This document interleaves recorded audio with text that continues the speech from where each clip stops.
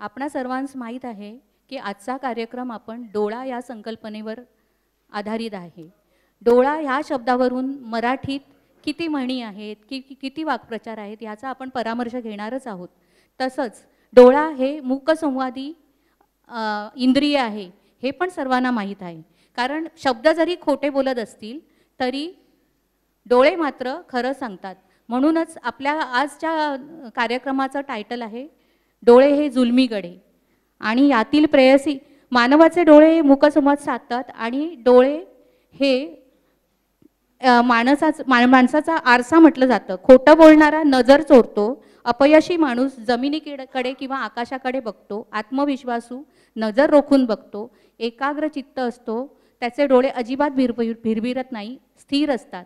तर असे हे जुलमी डोळ्यांसंबंधात गीत घेऊन येत आहेत